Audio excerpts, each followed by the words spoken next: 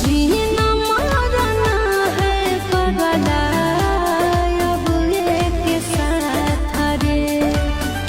जब तक है सांस तब तक छोड़िए नहीं हाथ रे। कि आगे सुना मार जइबो